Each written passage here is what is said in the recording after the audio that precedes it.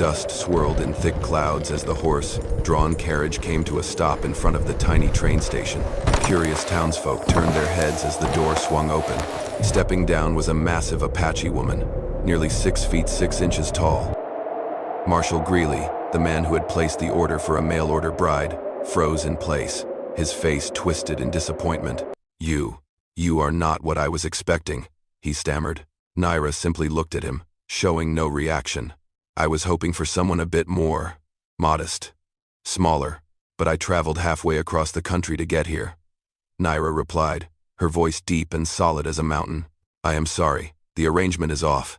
Greeley turned his back and walked away, leaving Naira sitting alone on the wooden platform. Surrounded by laughter and scorn from the townspeople, she could only bury her face in her hands and cry. Off in the distance, Calder Boone, a quiet farmer with a slight limp, leaned against his old wagon. He had been watching her for a while, as if he recognized something familiar in her silent strength. Then he stepped forward, stopped in front of her, and said just one short sentence. "Come with me out west." Naira looked up. "Where are you taking me?" "West." A breeze passed between them. She stood up, nearly a head taller than him. "All right." Calder gave a silent nod and turned to walk away. And just like that, the fate of them both began in a moment no one had seen coming. The dirt road leading to Calder's farm stretched through barren hills. The late afternoon sun blazed red, casting their long shadows across the ground. Naira sat in the back of the wagon, her back straight, silent as an Apache stone statue. Calder held the reins, never once looking at her, but within him was a guarded respect, something hard to put into words. The farm came into view, a small wooden house, a rundown barn, and a wheat field with only a few struggling rows left after the drought. To most, it looked like poverty. But to Naira, it was the first place of shelter after a journey full of rejection. Calder stepped down and gestured toward the house. "You can stay here for as long as you like." Naira said nothing. She stepped inside, ducking her head so it would not hit the beam overhead. The space was empty, carrying the scent of dry wood and old ashes. She set her bag in a corner and sat down, her back against the wooden wall, as if shedding the weight of the road. That evening, they shared a simple stew Calder had reheated. He slid the larger bowl toward her but said nothing. Naira ate quietly, not the least bit hesitant. Apache people do not dance around things. While they washed the bowls at the water pump outside, Calder finally spoke. "If you want to leave, just say so." Naira washed the large bowl with hands wide and solid as mountain stone. "I do not know where I would go," she answered. "For now, this is enough." That sentence caught Calder more off guard than he expected. In the days that followed, life settled into a quiet rhythm. Naira rebuilt the broken fence using the strength of a seasoned farmhand. Calder watched from a distance, not daring to interfere, partly because of his aching leg, but mostly because she was doing a damn good job. When she carried heavy sacks of grain, Calder simply said, "Those are heavy." Naira answered, calm and steady, "Not heavy for me." At night, when the air turned crisp, Calder lit a fire on the porch. Naira sat nearby, her long legs folded easily as if claiming half the step. They said nothing. But the silence no longer felt awkward, more like the kind of quiet between two people who understood that some wounds do not need words, just company. Once, Calder caught her standing by the window, staring out at the empty fields. He asked, "Do you miss home?" Naira shook her head. "I am just getting used to the feeling of having a home again." Calder did not reply, but his heart tightened just a little. In this dry and dusty place, two strangers began to become part of each other's lives, slowly, steadily, with no plan. But that peace would not last for long. Noon in Dry Valley was usually quiet, with only the sound of wind whispering through the brittle wheat fields and the creaking of wooden roofs. Naira was stacking firewood on the porch, while Calder fiddled with the old water pump. Neither of them noticed the dust rising in the distance. One horse appeared, then two, then three.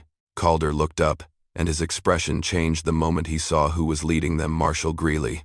He dismounted, brushed the dust off his coat, and wore that familiar smug look in his eyes. "I came to collect what's mine," he said. like he was talking about cattle. Naira straightened, towering nearly a head above him, but she did not move. She just looked at him like someone might look at a foul wind, not angry, just not worth the trouble. Calder stepped forward, resting lightly on his bad leg, his voice steady. "Greeley, she is not going anywhere." Greeley let out a sharp laugh. "I paid for her ticket. I wrote the letters," she agreed. "Apache or not, a deal is a deal." Naira spoke softly, her voice deep as the earth. "I do not belong to anyone." But Greeley was not listening. "A contract is a contract, Boone. You do not have the right to keep my woman." Calder clenched his jaw, his eyes never leaving Naira. "She is not property." Greeley stepped closer, his tone growing harsh. "I will take her, even if I have to drag her. No one else wants a woman built like that but me." Calder stepped between them, much smaller in frame, but unmoved. "She stays here," he said slowly. "And I have nothing more to say." In that moment, the wind seemed to stop. Greeley stared at Calder, the limping farmer, as if he could not believe someone like that would dare stand up to him. But Calder's eyes did not waver. Finally, Greeley spat on the ground. "You will regret this." He turned his horse, the two men with him following close behind. The trail of dust they kicked up hung thick in the air, veiling the space in front of the porch. As the hoofbeats faded, Naira turned to Calder. "Why did you speak for me?" Calder did not look at her. He just picked up a wrench that had fallen to the ground, his voice low. "I will not let anyone take you." Naira stood still, her dark eyes softening for just a moment. For someone like her, an Apache woman hardened by a lifetime of harshness, kindness could be more disarming than violence. Peace returned to the farm, but both of them knew Greeley was not done. Ever since the day Greeley showed up, a different air seemed to hang over Calder's farm. Neither of them spoke about the chance of his return, but they both felt his shadow still drifting somewhere over the dry land. Calder kept working as usual, but every so often, he would stop just to scan the horizon. As for Naira, the towering Apache woman with her strong frame, she grew even quieter. But it was the kind of silence of someone tuned in to every small sound around them. One morning, while Calder was repairing the barn roof, he spotted Naira lifting a plank nearly 10 feet long and laying it down as gently as if it were a blanket. He said nothing, but his eyes held a quiet kind of admiration. "If you want, I can rebuild the whole barn frame," Naira said in her low voice, not boasting, just stating a fact. Calder leaned on his knee and exhaled softly. "You can do more than half the men in town put together." Naira's mouth curled just slightly, a rare gesture, like a smile that had not yet formed. Day by day, these two strangers began orbiting each other like it had always been that way. Naira chopped firewood. Calder drew water from the well. Calder patched the roof. Naira caught wild chickens tearing up the garden. No one asked the other to do anything, yet everything fit like two pieces that once belonged to the same whole. In the evenings, they ate on the porch. The glow of firelight danced on Naira's deep bronze skin, making her look like a warrior stepped out of old legend. Calder looked at her a few times but quickly turned away, like he was afraid of being caught in that gaze. One warm evening, with the scent of soil and wild grass on the breeze, Naira sat on the steps, her long legs stretched out comfortably. Calder sat beside her, leaving just enough space between them. She spoke first. "You do not have to keep avoiding me like I am going to make things uncomfortable for you." Calder turned the tin cup in his hands. I do not want to make you uncomfortable. I do not know how close Apache folks like people to get." Naira looked straight at him, her dark eyes quiet, but deep as the canyons. "Apache folks like truth," she said, "and respect." Calder gave a small nod. "Then I am trying to do it right." The silence that followed was different this time. It felt warmer, closer, like a thin blanket wrapping around the two of them in the night. Off in the distance, the lights of town flickered. Whispers were spreading about a giant Apache woman living with a crippled farmer. But here, on this porch, with the night insects humming and the earth still warm, they were just two people learning how to get used to something they had not yet dared to name. Thank you so much for being here with me. Let us know where you are listening from. And if this story touched your heart, please consider subscribing to the channel. More than anything, I hope you are safe and happy wherever you are hearing this story. In the days that followed, Naira's presence changed the farm in ways Calder had never expected. The front door stood straight, the fence held firm. The horse barn was cleaner than it had ever been. Her strength could match 3 men. But what caught Calder's attention more was her quiet diligence, no boasting, no demands. One afternoon, with the sky glowing copper, Calder was checking the wheat rows when he saw Naira lifting a full sack of seed with one arm and setting it on the wagon. Sunlight hit her arm, the muscles clear and defined, strong and beautiful, like they had been carved from mountain stone. He walked over. "I can handle the rest," Naira simply replied. "I am stronger than you." Calder let out a soft laugh, a rare sound from a man who had lived too quietly for too long. "I know." That evening, the air turned crisp. They ate on the porch, as had slowly become their new routine. The flicker of the oil lamp lit Naira's face strong, yet with faint lines of weariness, the kind that comes from walking too far, hearing no too many times. She set her bowl down and looked straight at Calder, no longer avoiding his gaze. "Calder," she said slowly, "I forgot what it feels like to be wanted." Calder froze, the spoon in his hand suspended in midair. Naira continued, "And you? How long has it been since you were close to a woman?" There was no challenge in her voice, only the bare truth of 2 lonely people who had gone too long without touch, without closeness. Calder placed the spoon down, his hand trembling just a little. "A long time," he said softly. "Since before I hurt my leg. I figured that part of life was over for me." Naira tilted her head, the last light of day brushing over the sharp angles of her face. "You figured wrong." Calder swallowed hard, his heart pounding not from the boldness of her words, but from the rare honesty in her eyes. A woman that strong, sitting across from him, opening up with such quiet weight, it struck deeper than anything else could have. He said, "I don't know how to do this right." Naira looked out over the darkening field. "You don't need to do anything. Just be honest. Apache do not chase pretty lies." A gentle breeze swept across the porch, carrying the scent of earth and wheat, wrapping around the small house like a soft veil. Neither of them said another word, but the invisible distance between them, once as wide as a desert, had thinned to nothing more than a breath. And both of them knew, from that moment on, everything between them had changed.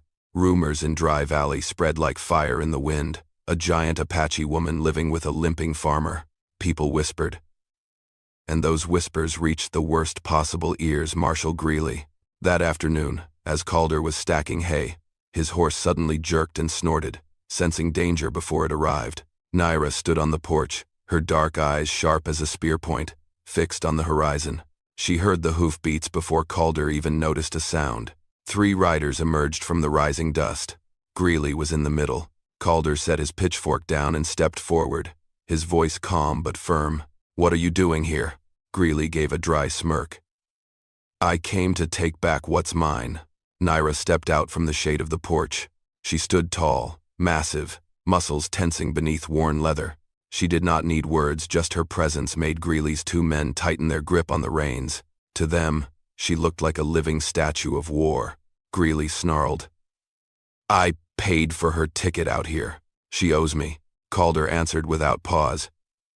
"She owes you nothing," Greeley sneered. "And you owe me an explanation. Why are you so attached to my merchandise?" Before Calder could speak, Naira stepped up beside him. Her voice was low, but every word clear. "I am not a thing. I choose to stay." But Greeley was not listening. He jerked his chin at the 2 men behind him. "Take her." The 2 hesitated. The whole farm held its breath. Calder placed his hand on the grip of his rifle. "No one's taking her anywhere," he said, his voice steady, cold steel wrapped in calm. Greeley's face twisted. "You think you can stop me? A crippled farmer?" Naira stepped forward, placing herself squarely between Calder and Greeley. Her gaze froze the air around them. "He is not alone." The 2 riders looked at each other, then at the solid muscle on Naira's shoulders. They shifted slightly in their saddles, instinct of men who knew fear. Greeley clenched his teeth and realized something. "Fine," he spat. "Next time, I'll bring the law." He yanked the reins, turned his horse, and rode off. The other 2 followed. Their figures faded into the distance, leaving nothing but a trail of red dust hanging in the late afternoon light. Calder let out a long breath. "You all right?" Naira watched the direction they had gone, her voice calm and grounded. "I have faced wolves before. 3 men do not scare me." Calder looked at her, his eyes full of respect and something else. Something warmer, deeper. Naira turned to him. "Calder," she said softly, "I choose to stay, no matter what comes." And to him, those words were stronger than any vow ever spoken. After Greeley brought his men to stir trouble, the rhythm of the farm shifted. It was no longer just a temporary shelter for 2 lonely souls. It began to breathe like a real home. Calder spent 3 days building a new porch roof. He measured every plank, hammered every nail, and each time his swing faltered because of his bad leg, Naira was there silently behind him, holding the board steady so he could lean. No one had to say a word. They just worked, as if they had always done this together. When the north fence collapsed during a windstorm, Naira rebuilt the entire frame by herself in just half a morning. Calder simply watched, part proud, part amazed, like witnessing the gentle power of a storm that meant no harm. One evening, a soft rain began to fall. They ate dinner under the freshly built roof. Raindrops tapped gently on the wood above, creating a warm, low rhythm. Calder looked at Naira, and the tiredness that once lined her face seemed to fade, replaced by a calm he had never seen in her before. "You seem pretty used to this," Calder said, motioning toward the land around them. Naira chewed a piece of cornbread and replied slowly, "In my tribe, the strong do the hard work. There's no man or woman difference. Here, having someone work with me, it feels strange." Calder smiled. "Is that a good, strange, or a bad strange?" Naira did not answer right away. She set her bowl down and looked out at the darkening fields. "Good," she said softly. In the days that followed, the farm grew neater, sturdier, full of the marks of 2 people learning how to trust each other. On the kitchen shelf, Calder added a larger bowl just for Naira. In the horse barn, Naira raised the hook for the reins so Calder could reach it more easily. One afternoon, Calder placed an old wooden box on the table. Inside was a simple silver ring, worn smooth with time. He stood in front of Naira, hesitant like a young man falling in love for the first time. "Naira," he said, voice low but steady, "you've been calling this place home for a while now. I want you to call it yours." Naira looked at the ring, then at Calder. In her dark eyes, the old doubt slowly faded, replaced by a warmth so deep it made a man want to bow his head. "It already is," she said, with the honesty Apache people are known for. Calder drew a breath. "Would you marry me? In the full sense?" Naira tilted her head slightly, the corner of her mouth lifting into a rare smile, subtle, but as beautiful as the sun breaking through clouds. "I don't need paper," she replied, "but I want to hear you say it." Calder swallowed, heart pounding. He knew. That moment had come. That afternoon, a soft breeze rippled through the young wheat fields, creating golden waves that rolled all the way to the horizon. The last sunlight of the day spilled across the porch, where Calder stood with Naira, 2 silhouettes cast in gold. He still held the silver ring in his hand. It trembled slightly, not from the wind, but because he knew he was standing at the biggest moment of his life. Naira looked at him. Her deep, dark eyes were calm, steady. "You were going to say something," she reminded him.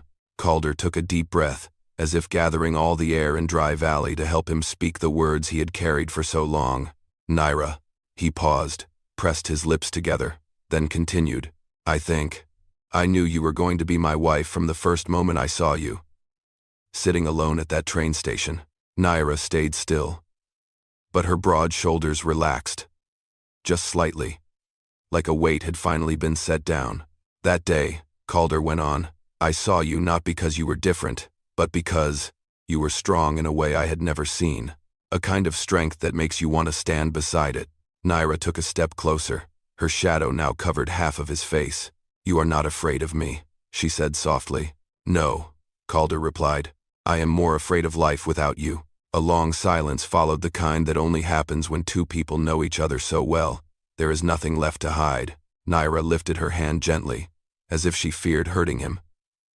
Even though that hand could lift a wooden door with ease, her finger touched Calder's chest, where his heart was pounding beneath his worn shirt. "You are everything," she whispered. Calder raised the ring but paused. "Naira, you do not have to change for me. I am not changing," she said. "I am just showing you where I belong." He took her hand so large it nearly wrapped around his. "Then, would you be my wife? Our way. No papers, no ceremony. Just you and me, under this sky." Naira nodded, once firm and sure. "The Apache way. Yes, I will." Calder slipped the silver ring onto her finger. It was small on her large hand, but she lifted it up and smiled gently. "A ring doesn't need to fit," she said. "It just needs the right person." Calder squeezed her hand, his eyes suddenly hot. "From today on, we are each other's home." The wind blew. The sun dipped below the horizon, and in that dry, unforgiving land, two people once left behind had finally found their shelter in each other. "My friend, love does not always come wrapped in vows or grand gestures.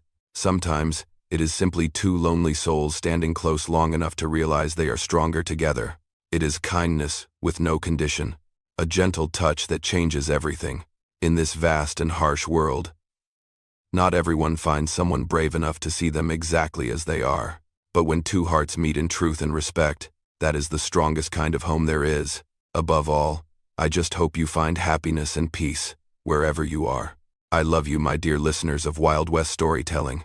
Let me know what this story meant to you. Drop a comment below. Hit the number 8 if this story touched your heart. And do not forget to subscribe to the channel for more dramatic tales from the Wild West.